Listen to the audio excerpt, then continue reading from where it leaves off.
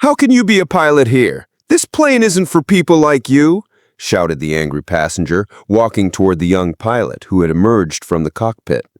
Pointing his finger at Marcus's face, he added, "I'm not getting on this plane. I want another pilot." All the passengers in first class were watching the scene with curiosity. Marcus smiled calmly and pulled out his ID card from his pocket. At that moment, the passenger would realize he was about to make the biggest mistake of his life. It was 6 in the morning, and air traffic at Ronald Reagan Washington National Airport was just beginning to intensify.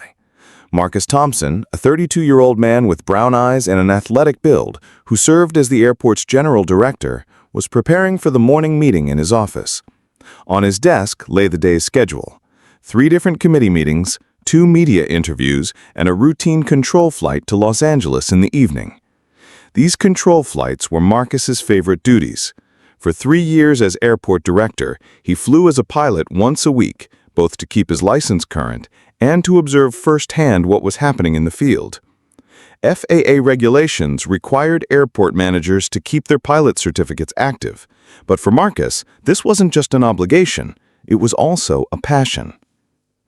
"Marcus," said his assistant Sarah Kim as she entered through the door, "the preparations for today's flight are complete. Aircraft checks are done, weather conditions are suitable, but there's a problem." "What problem?" "Second pilot Tom Bradley's wife was hospitalized.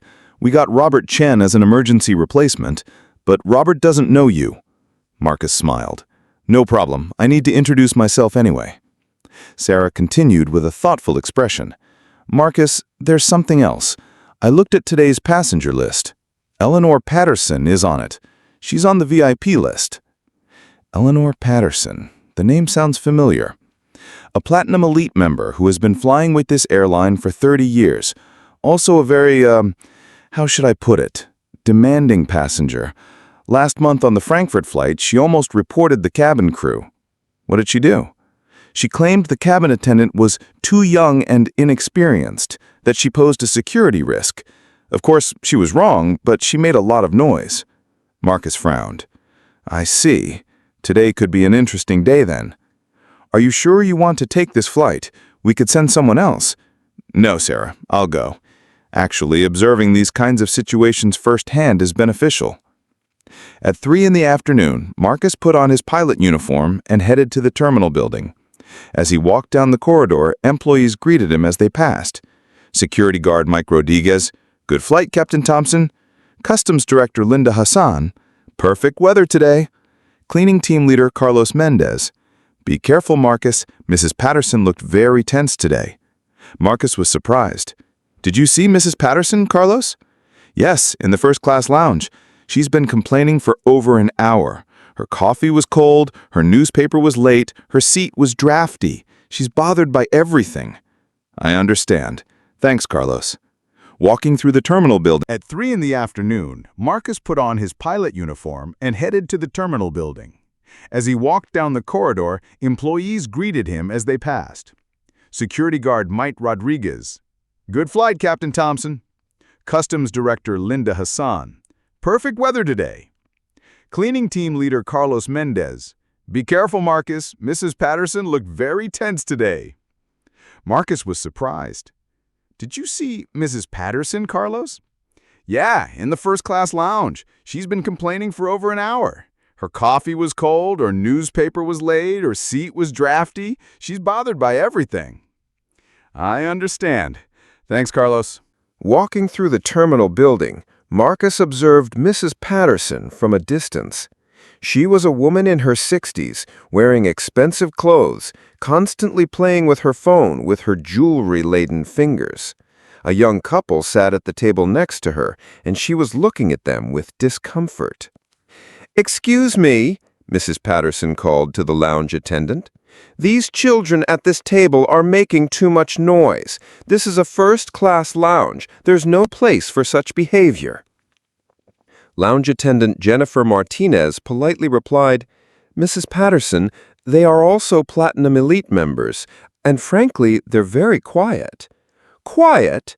That baby's crying bothers me." Marcus continued to observe the situation.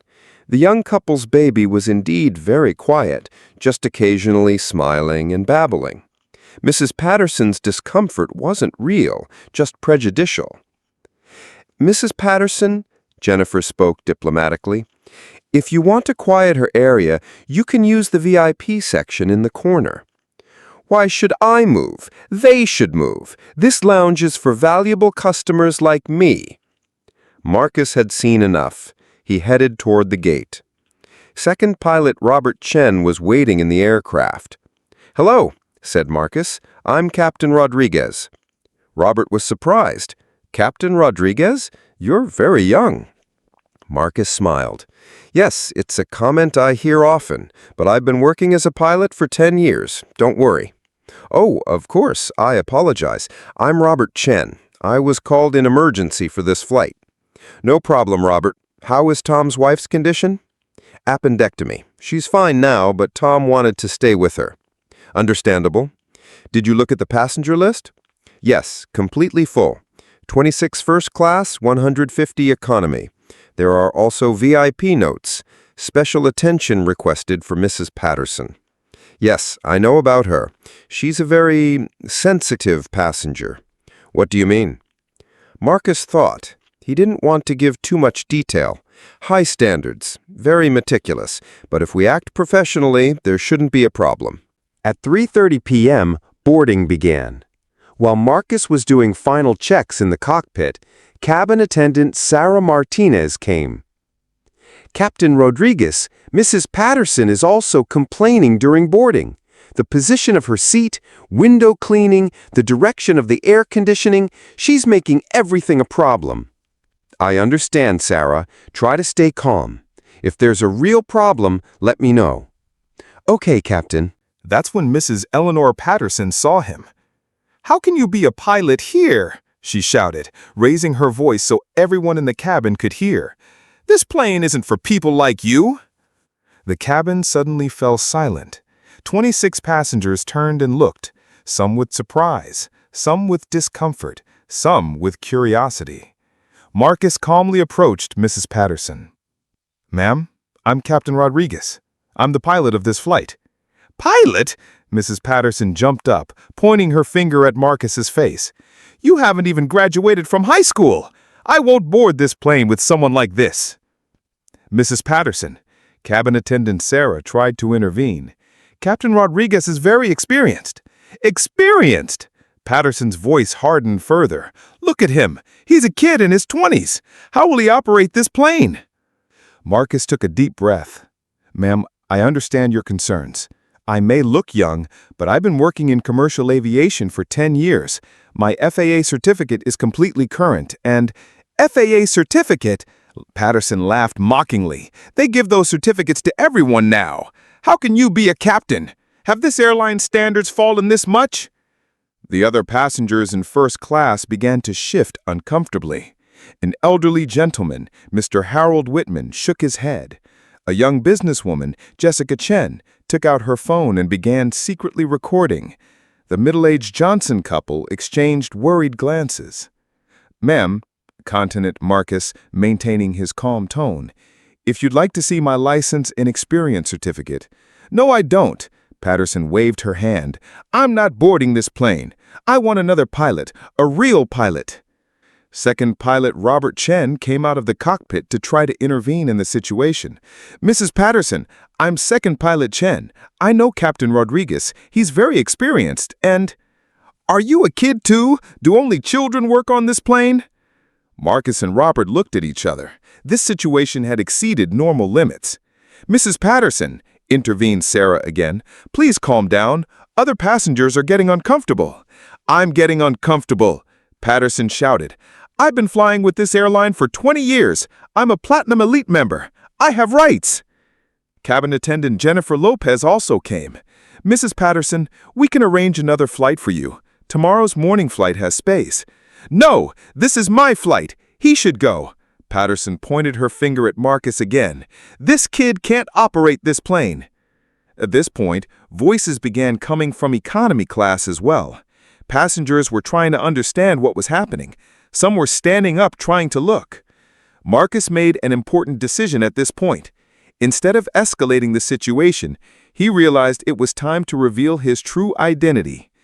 "Mrs. Patterson," he said in a calm voice, "let me call the appropriate person to resolve this situation." He took out his phone and dialed a number. He started speaking on speakerphone. "John, Marcus here. We have an urgent situation at Terminal 3. We need support for Flight 447. Patterson listened curiously. "Who are you calling?" "Yes, John. We have a passenger in first class, Mrs. Patterson. She's requesting a captain change." "No, it's not a problem with my flight certificate. More like, how should I put it, a matter of suitability." Sarah, Jennifer, and Robert exchanged puzzled looks. This procedure didn't seem familiar at all. "Who is this John?" Patterson asked curiously, now listening more carefully. Marcus hung up the phone and took out his ID card from his inner pocket. "I forgot to introduce myself, I suppose. Marcus Thompson, General Director of Ronald Reagan Washington National Airport." The color drained from Mrs. Patterson's face instantly. She grabbed the ID card and began examining it tremblingly. Official seal, airport logo, Marcus's photo, Director of Operations title, everything looked real. This is impossible," she murmured, her voice dropping to a whisper. "Oh, it's very possible. Actually, I directed the renovation project of this airport that began 3 years ago. I developed the security protocols for this terminal building.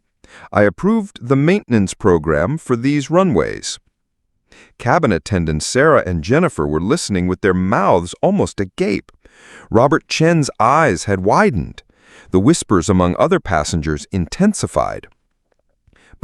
But you're here as a pilot," Patterson stammered, still holding the ID card. "Yes," Marcus nodded.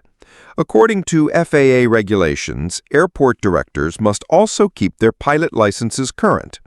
I fulfill this requirement by flying once a week, also to understand firsthand what's happening in the field." Patterson's hand was trembling. Do you really manage this airport?" "Yes, I've been in this position for 3 years. Before that, I worked at Dallas-Fort Worth Airport for 5 years. Before that, I flew as a commercial pilot for 10 years. A serious-looking, middle-aged man in a suit entered through the cabin door.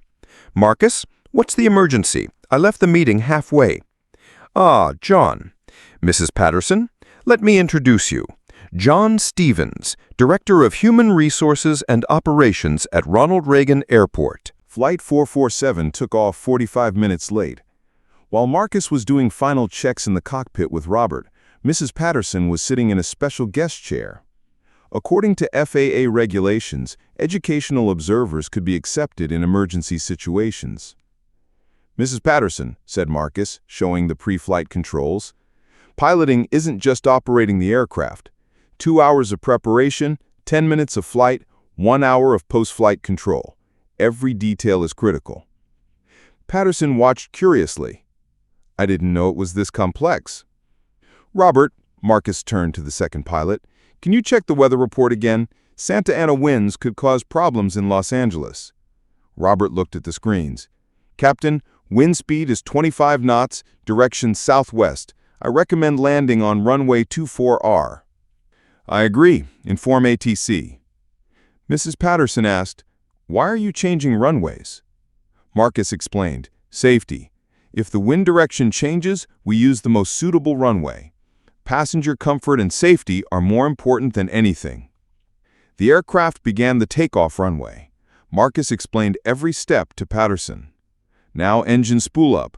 We're gradually increasing engine power." "V1 speed," said Robert. "We can't stop anymore." "VR, Marcus. Rotation speed. Now we're flying." Patterson looked down from the window. Washington, D.C. was shrinking. They were rising toward the clouds. "This is incredible," said Patterson. "I didn't think it was this technical." "Every pilot needs a minimum of 1,500 hours of flight experience just to get a license. I have over 8,000 hours." Throughout the flight, Marcus explained every maneuver, every communication. Patterson was seeing how complex and responsible real piloting was. "Captain Thompson," said Patterson after an hour, "I was really ignorant. I thought piloting was just using a joystick." "Most people think that way, Mrs. Patterson. This is normal, but you understand when you see it." When they entered the turbulence zone, Marcus's calmness impressed Patterson. He never panicked, methodically planning every move he would make. "We're approaching Los Angeles. The most challenging part is landing. This is one of the world's busiest airports." Instructions from ATC. "Flight 447, descend to 8,000 feet, vector 270, contact approach." "Did you understand?" Marcus asked Patterson. "No. What did they say?" "Descend to 8,000 feet, turn west, contact approach control. We coordinate with dozens of aircraft every second."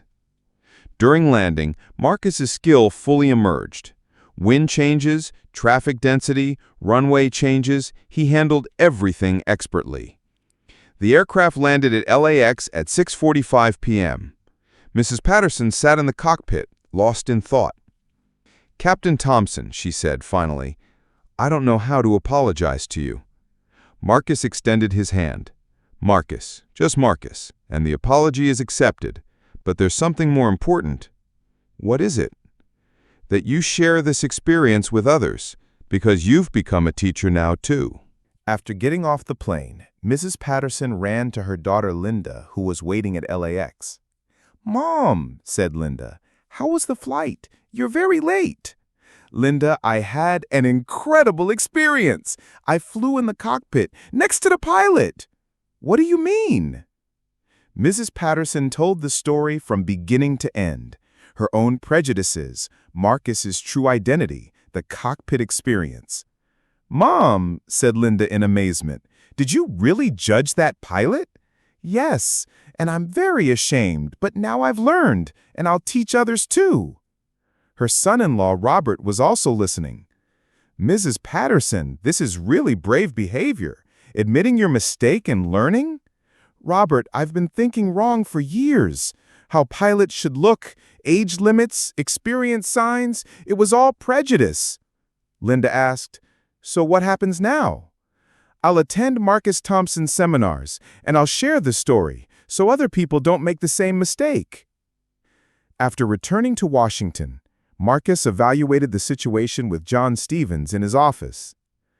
"Marcus," John said, "this incident offers us a great opportunity. Mrs. Patterson seems genuinely changed, but there's a bigger system problem." "What do you mean?" "This isn't just an isolated incident. We received 47 similar complaints last year. Young pilots, female pilots, minority pilots, always the same issue." Marcus thought, "Can I see the details?" John pulled out the files. "Look here. Pilot Sarah Chen, looks too young. Pilot Ahmed Hassan, security risk. Pilot Maria Rodriguez, can't trust female pilots. Each from different passengers." "What do we normally do in this situation?" "Standard procedure. We apologize, offer refunds, handle it quietly. But the problem continues." Marcus stood up, watching the runway from the window. "John, this isn't just a passenger problem. It's a system problem. And we need to change the system." "How?" "First, let's do a root cause analysis. Where do these prejudices come from? From media, social stereotypes, lack of information?" "Probably all of the above." "Then the solution must also be multidimensional. Not just education, but awareness campaigns. Not just passengers, but all personnel. Not just reactive, but proactive." John got excited. "Concrete suggestions?" "Yes, but let's start with Mrs. Patterson first. If she can really change, we can create our model." 2 weeks later, Marcus met with his team to prepare the first Bias Awareness and Safety Seminar. "This seminar will be different," said Marcus. "Not classic diversity training, aviation safety-focused approach." Human Resources Specialist Dr. Lisa Wang asked, "What kind of format are you thinking?" 3 parts. First part, the impact of bias on safety risks. Second part, real cases and solutions. Third part, interactive simulation. Security Director Captain Mike Rodriguez added, "Marcus, can we get support from the FAA? They officially support these kinds of programs." "Good idea, Mike. Dr. Wang, could you contact the FAA? If we get official approval, other airports can also participate." Dr. Wang took notes. "Of course. I should also examine the academic literature. Are there studies on the impact of bias on operational risks?" "There are," said Marcus. "A study was published at MIT last year titled Implicit Bias in Aviation Safety. Very detailed data." John Stevens added, "So what will Mrs. Patterson's role be? Just a participant or a speaker?" Marcus thought. "She'll start as a participant first. If she feels ready, she can share her experience, but we won't force her." Dr. Wang asked, "How will we determine the target audience? Just complaining passengers or a broader group?" "Broad group," said Marcus decisively, "because bias isn't limited to those who complain. There are thousands of people who remain silent. They're important too." Mike Rodriguez added, "The personnel side is also critical. Our employees sometimes normalize passenger prejudices. The customer is always right approach is wrong." "Very true, Mike. We'll include our personnel in this seminar too. They need to learn to stand against bias." The first seminar was held in Ronald Reagan Airport's 200-person conference hall. Eleanor Patterson sat in the front row with her daughter Linda and son-in-law Robert beside her. There were people from various groups in the hall. Airline personnel, 25 people. Frequent passengers, 15 people. Airport employees, 30 people. Media representatives, 8 people. Academics, 12 people. FAA representatives, 3 people. When Marcus took the stage, there was attentive silence in the hall. "Hello," Marcus began. "I'm Marcus Thompson. Some of you know me as the airport director, some as a pilot. Some of you only know me from the news that came out 2 weeks ago. Today, I'm here as all of these, but most importantly, as a human being." Slight smiles appeared in the hall. "Bias," Marcus continued, "isn't just a personal problem. It's a systemic safety risk. Let's look at the statistics." Graphics appeared on the big screen. In 2022, 23% of pilot-related safety risks stemmed from communication problems. 67% of these problems were classified as lack of trust and prejudicial evaluations. FAA Representative Dr. Jennifer Hayes in the hall nodded. This data was accurate. A concrete example. In 2019, a young female pilot was constantly questioned by an experienced co-pilot. Result? She was late in reporting a critical weather change. The aircraft had to make an emergency landing. Slight gasps came from the hall. Another example. In 2021, a Middle Eastern pilot was under constant stress due to passenger complaints. His performance was affected. He made a minor navigation error. Mrs. Patterson shifted uncomfortably in her seat. These examples seemed familiar to her. "So what's the solution?" Marcus asked. "Is it possible to completely eliminate bias?"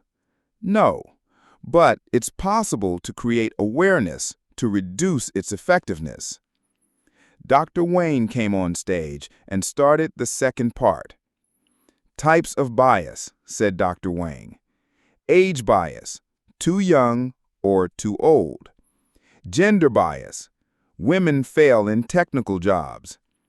Ethnic bias, security risk. Appearance bias, doesn't look professional." Eleanor Patterson raised her hand. "Dr. Wang, I've done all of them." The hall fell silent.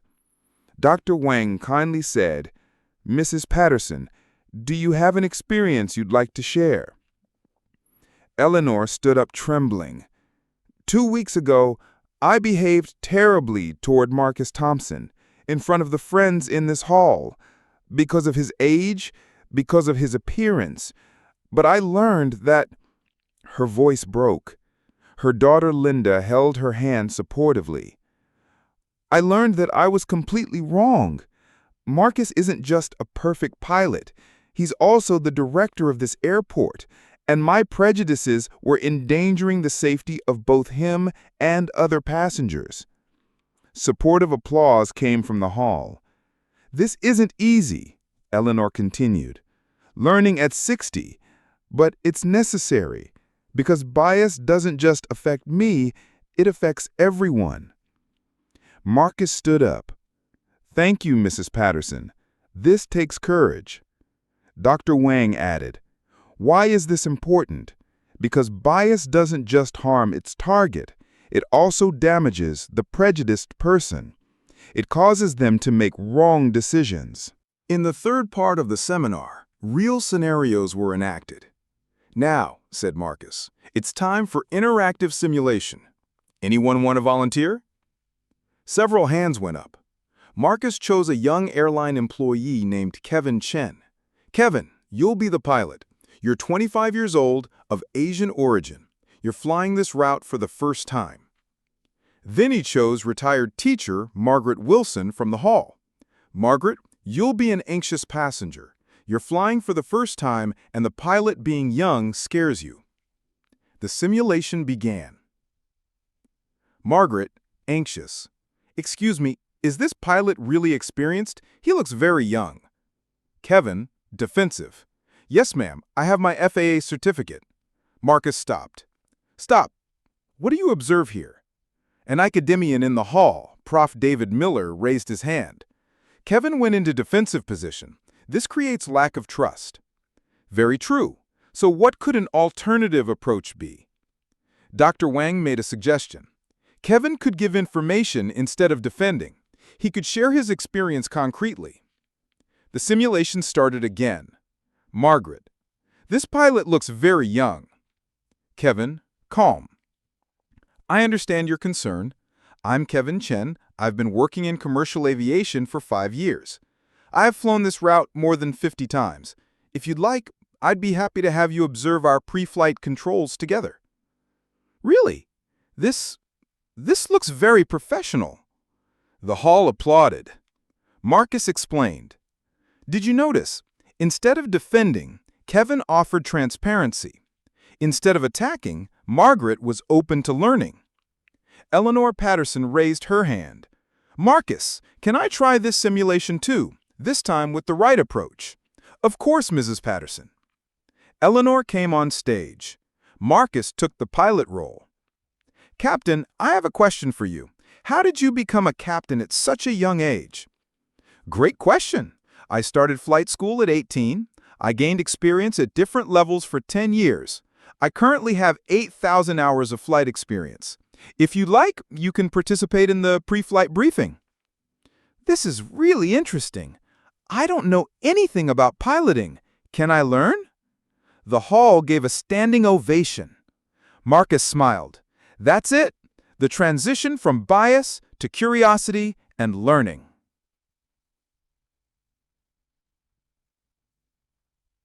The program's success also attracted attention in the academic world. Researchers from MIT, Stanford, and Columbia universities began a collaborative study to measure the program's impact. Dr. Sarah Kim from MIT's Aeronautics Department presented Marcus with a research proposal. "Marcus, we want to measure the quantitative impact of this program. Pre-post seminar surveys, long-term behavioral tracking, operational safety metrics comparison." "Great idea, Dr. Kim, but we have one condition." "What is it?" "Research results will be in the public domain, not just academic journals, but industry reports will also be published, because this information should reach as wide an audience as possible."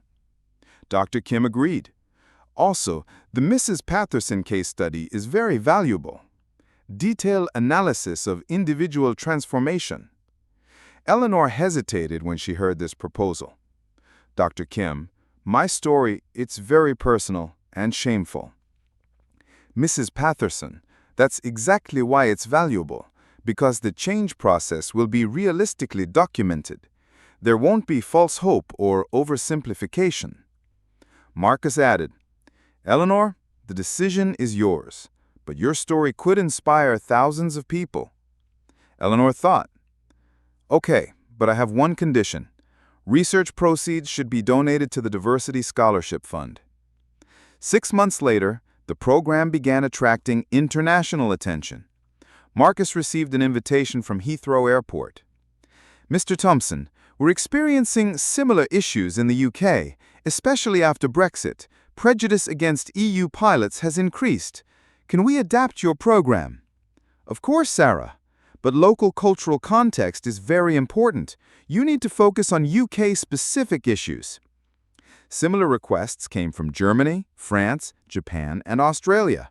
Each country wanted to combat its own specific types of prejudice. Faced with these requests, Marcus decided to form an international advisory board. Experts, cultural consultants, and pilots from different countries were included. This is no longer just an American program, Marcus said at the advisory board's first meeting. It's becoming a global movement. Eleanor also became a board member.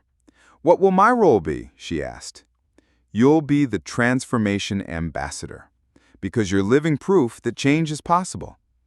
In the first year of the program, impressive results were achieved. Numerical data. Implemented at 12 airports, 3,247 people attended seminars.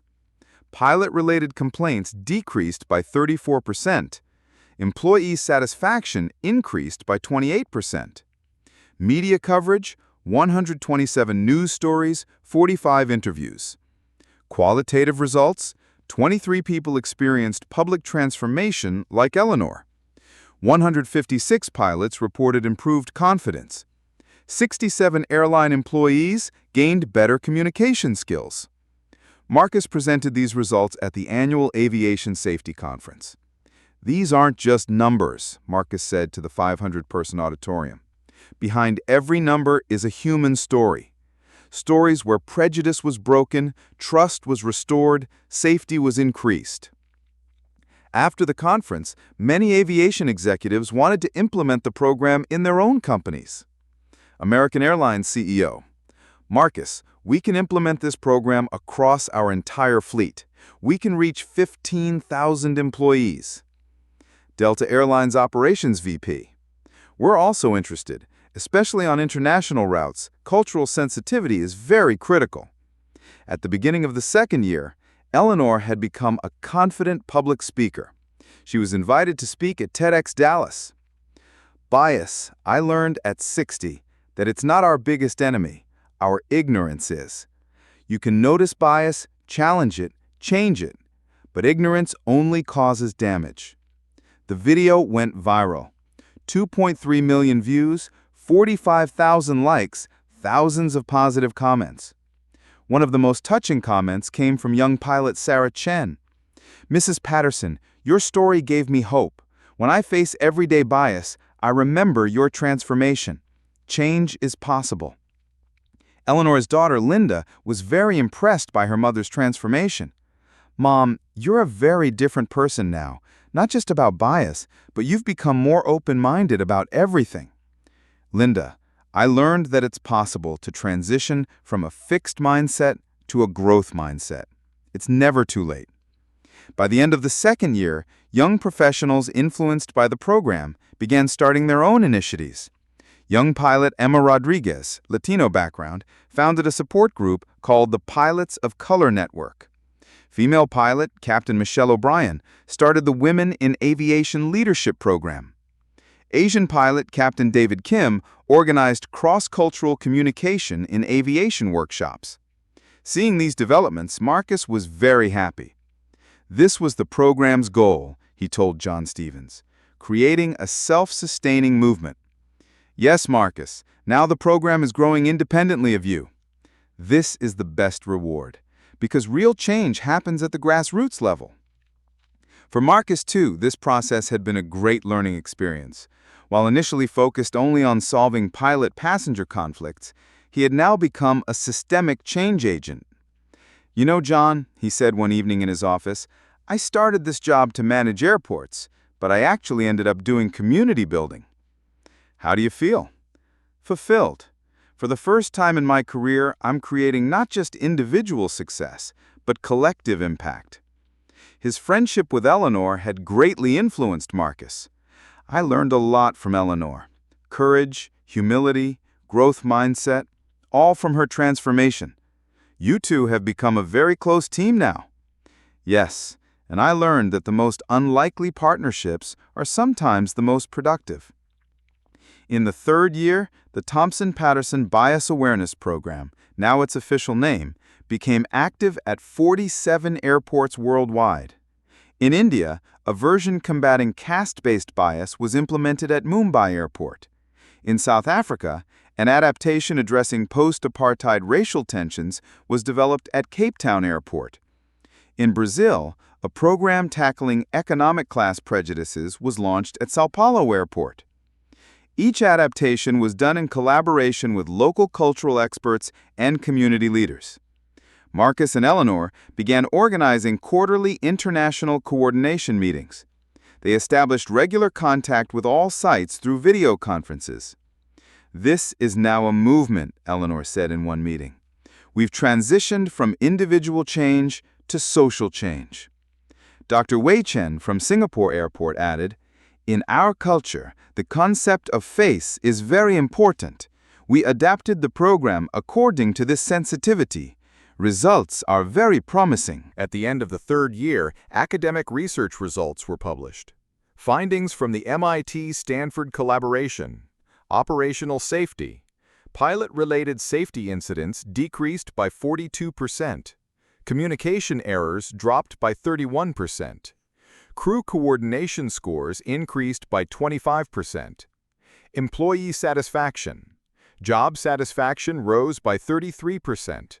Turnover rates fell by 28%. Workplace discrimination reports decreased by 51%. Passenger experience. Customer satisfaction increased by 29%. Complaint resolution time shortened by 40%. Repeat customer rate rose by 22%. Economic impact. Training costs decreased by 15%, less conflict resolution needed. Legal costs fell by 38%, fewer discrimination lawsuits. Brand reputation value increased by 45%. When presenting the research, Dr. Sarah Kim said, "This isn't just a feel-good initiative, there's measurable business impact. ROI is clear and significant."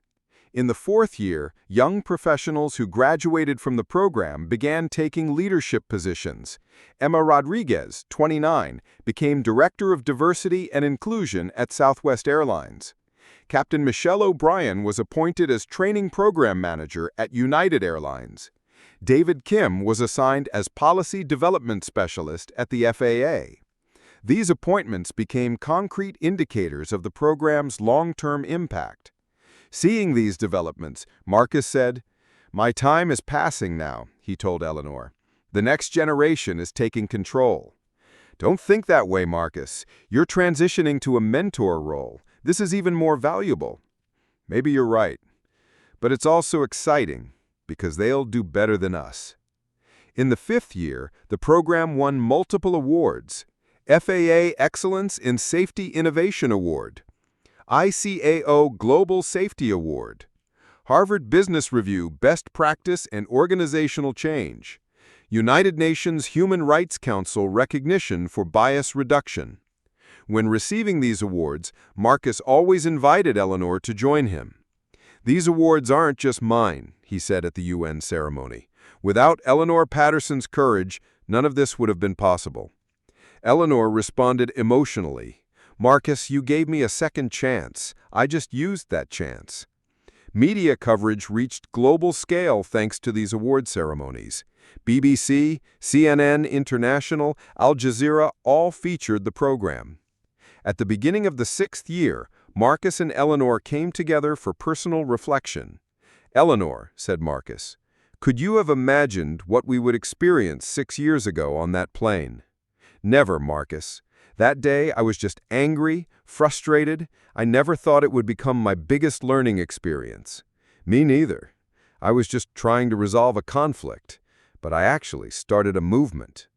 Eleanor asked, "So, how do you feel now? Proud? Satisfied?" Marcus thought. "Grateful.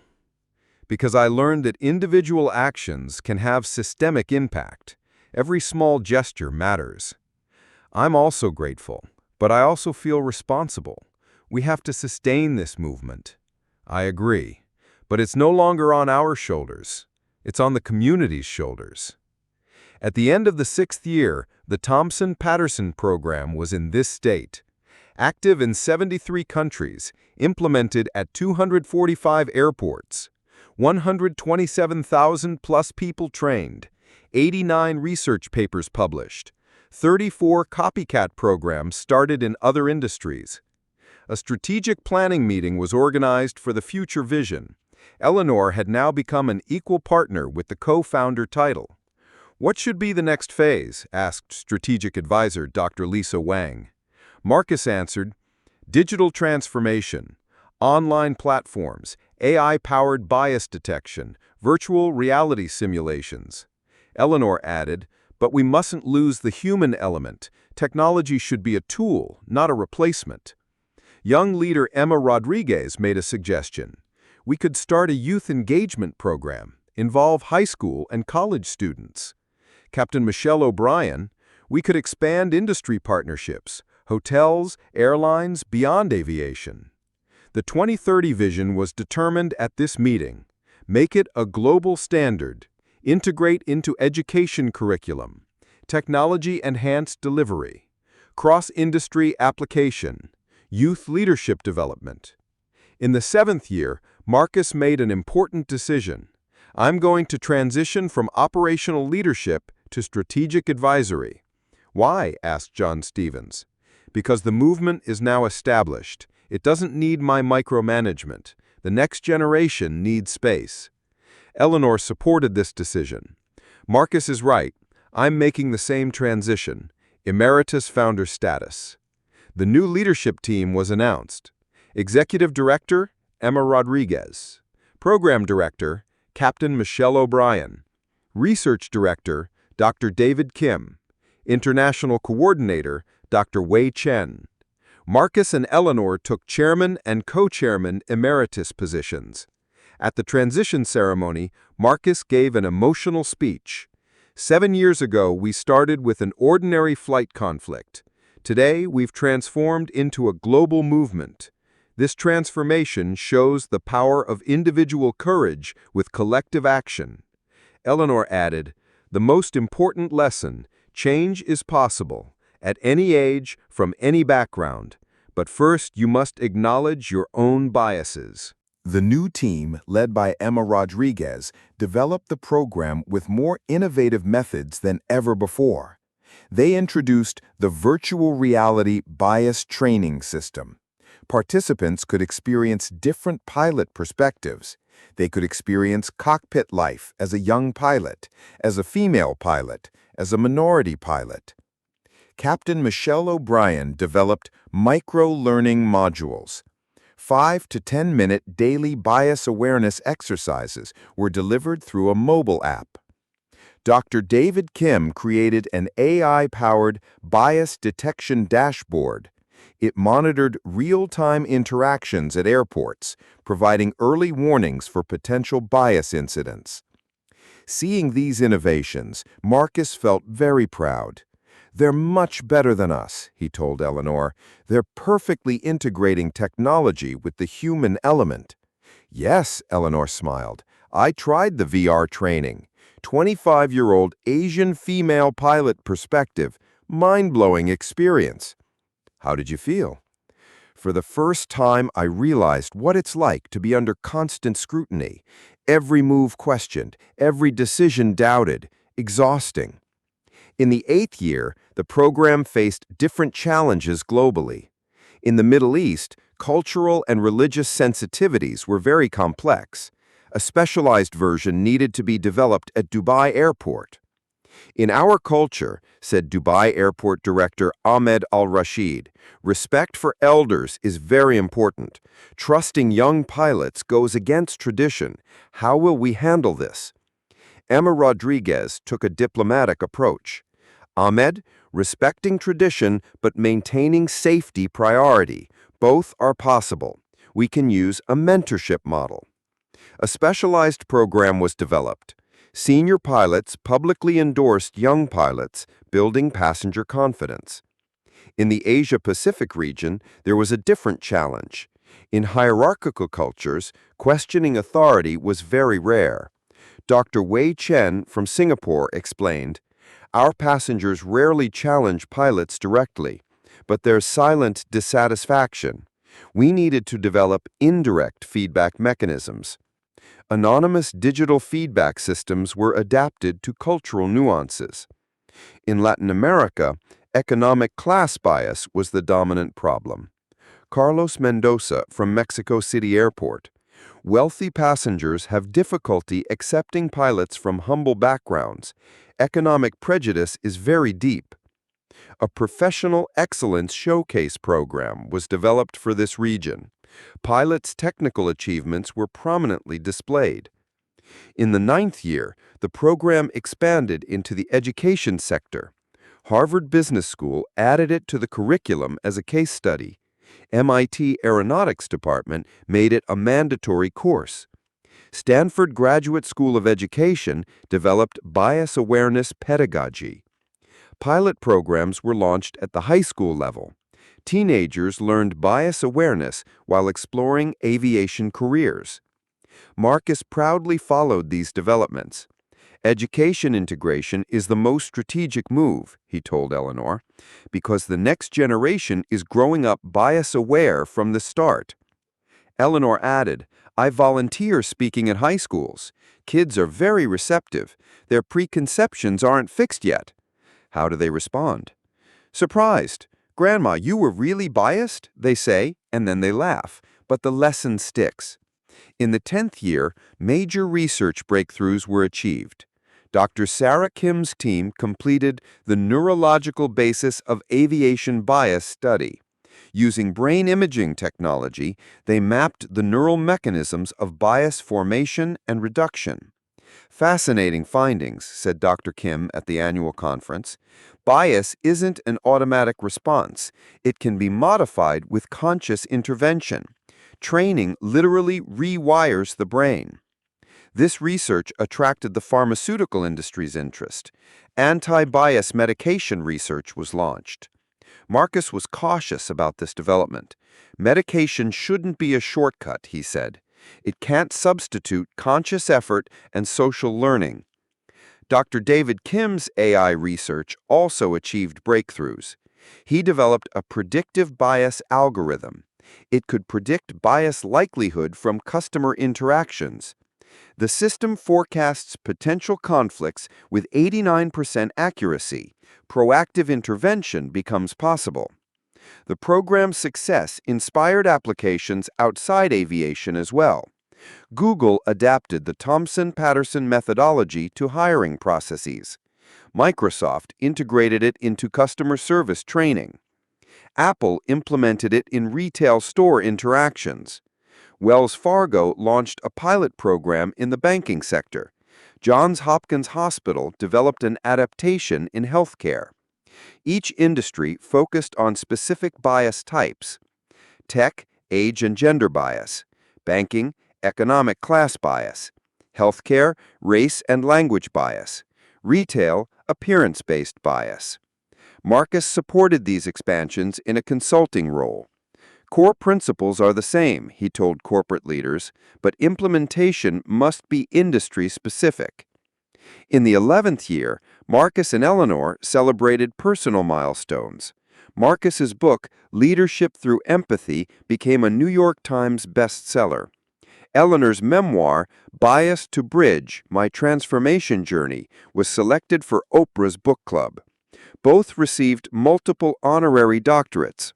Marcus received a Public Service Excellence Doctorate from George Washington University. Eleanor received a Social Impact Leadership Doctorate from Columbia University. At the ceremonies, they always mentioned each other. "Without Eleanor," said Marcus at the GWU ceremony, "I would have just been doing conflict resolution. She taught me the power of transformation." Eleanor at Columbia, "Marcus gave me a second chance, but more importantly, he showed that change is possible." In the 12th year, legacy planning discussions began. "We need to establish an endowment fund to sustain the program," said Emma Rodriguez at a leadership meeting. Marcus and Eleanor decided to donate a significant portion of their personal wealth to the Thompson-Patterson Foundation. The foundation was established with a $50 million initial endowment. The foundation's mission: funding bias awareness research, scholarship programs for underrepresented aviators, global program expansion support, innovation in bias reduction technology. The board of directors was formed with experts from various sectors: aviation industry leaders, academic researchers, social justice advocates, technology innovators, international representatives. Marcus became foundation president, Eleanor co-president. "This is our legacy," said Eleanor at the foundation launch event, "but actually the legacy will never end because every person transformed transforms other people." In the 13th year, the program received ultimate recognition. The United Nations adopted the Thompson-Patterson methodology as an official bias reduction framework. UNESCO included the method in global education standards. The World Economic Forum gave the Most Impactful Social Innovation Award. The Nobel Peace Prize Committee shortlisted them. They didn't become final winners, but the nomination itself was major recognition. The recognition ceremony was held in Oslo. Marcus and Eleanor presented together to the Nobel Committee. "Peace," said Marcus at the ceremony, "doesn't just come from ending wars. It also comes from eliminating everyday prejudices." Eleanor added, "Individual transformation is the foundation of collective peace. Every person changed makes the world a little more peaceful." In the 14th year, a completely new direction was announced: Space Aviation Bias Awareness Program. As commercial space travel expanded, new bias types were emerging: wealth-based space access bias, physical capability assumptions, age limitations for space travel, gender stereotypes in space exploration. Partnerships with Virgin Galactic, Blue Origin, and SpaceX were established. "Even the final frontier isn't free from bias," said Emma Rodriguez at the program launch. "Space exploration must be democratic." Specialized training modules were developed: zero-gravity bias impact, multicultural space crews, extended mission psychology, Earth-space communication protocols. Seeing this expansion, Marcus was amazed. 14 years ago, we started with a single flight conflict. Now we've reached space exploration. Eleanor became philosophical. "Marcus, maybe the universe was testing us to see how we would react in a small moment." On the 15th year anniversary, a symbolic event was organized. Same plane, Flight 447, same route, Washington, LA, same seats.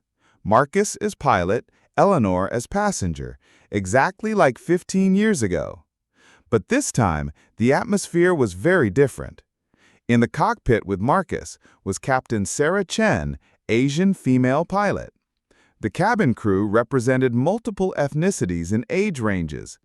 The passengers were from diverse backgrounds, but all were bias awareness trained. Before the flight began, Marcus made an announcement. "Ladies and gentlemen, 15 years ago, a significant event occurred on this exact flight. That event became the beginning of a global movement. Today, we celebrate transformation, diversity, and understanding." Eleanor also spoke. "That day, I made mistakes, But I learned that mistakes can turn into learning opportunities. This flight is a symbol of hope. The flight went perfectly smooth. There was a standing ovation at landing. Media coverage was global. From conflict to celebration, 15 years of change. That evening in Los Angeles, Marcus and Eleanor had a private dinner. "Eleanor," said Marcus, "when you were angry 15 years ago, could you have imagined this?" Eleanor became emotional. "Never, Marcus. That day I was just frustrated, ignorant. I never thought it would become a life-changing experience." "I was also just trying to solve a conflict. I didn't know we would start a movement. So, what do you think we've learned now?" Marcus thought. "I learned that individual moments can have exponential impact. Small kindness can create huge change. I learned that it's never too late for learning. Even in my 60s, fundamental change was possible. And we learned that the power of partnership is amazing. You expanded my perspective." Eleanor smiled. "You transformed my character." At the end of the story, Marcus still continued flying as a pilot once a week. He was now 47 years old, but his passion had never diminished. Eleanor was 75 years old, but her energy level was more than a young person's. She still had weekly speaking engagements. The program was currently active in 127 countries, implemented at 890 airports, 2.7 million people trained, 445 research studies published, adapted in 12 different industries. But the most important achievement? Culture change. New generation pilots confidently pursued careers from diverse backgrounds. Passengers showed curiosity and respect instead of automatic assumptions. The aviation industry had made inclusion and bias awareness standard practice. Marcus's final thoughts. This journey isn't over yet. Every new pilot, every new passenger, every new interaction is an opportunity for continued growth. Eleanor's final wisdom. Change is a chain reaction. One person transformed influences hundreds. Exponential impact. The program's next phase, AI integration, virtual reality expansion, and space exploration preparation. But the core message remains the same. Respect, understanding, and open-mindedness are universal values. Marcus and Eleanor's partnership is the perfect example of a journey from unlikely beginnings to extraordinary outcomes. 15 years later, both agree the best thing that happened to us was initially the worst moment. The story that began with Flight 447 has now transformed into a global movement. And every day, somewhere in the world, someone new is discovering that bias can be overcome. Understanding is possible, and change is never too late. Marcus still wears that pilot jacket. Eleanor still flies from the same airport, but now as completely different people. Transformation is not completed. It's continuing. Because the best journeys never end. They just evolve. And the legacy of Flight 447 continues with every new flight.